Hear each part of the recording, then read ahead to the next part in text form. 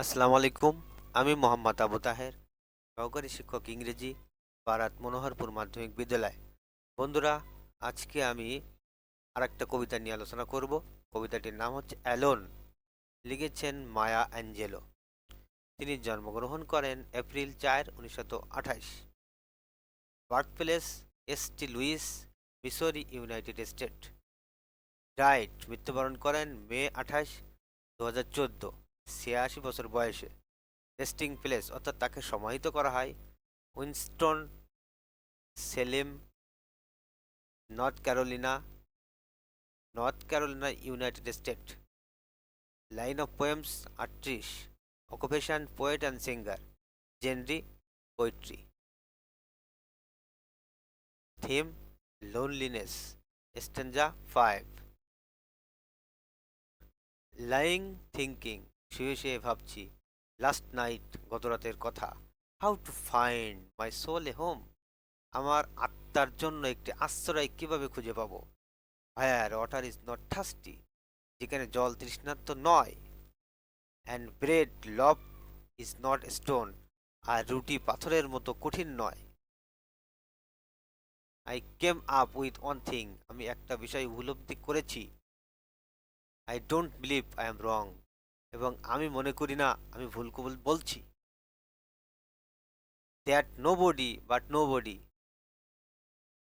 can make it out here alone, এখানে এই দুটো লাইন একসাথে বলতে হবে, তাহলে মিনিংটা ক্লিয়ার হবে।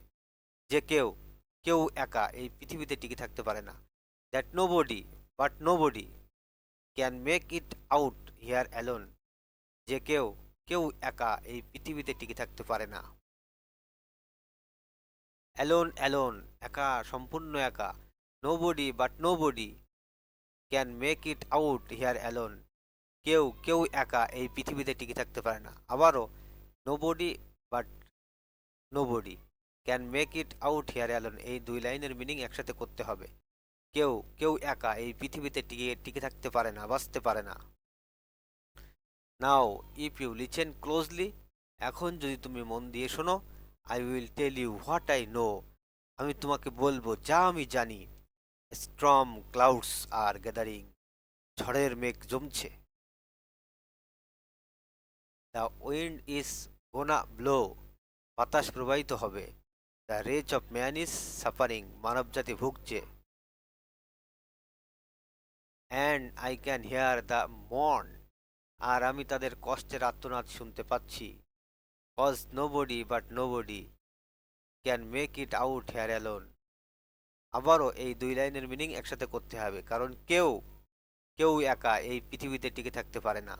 তো চলো বন্ধুরা, এখন আমরা কবিতার সার কথাটা বাংলায় বুঝি।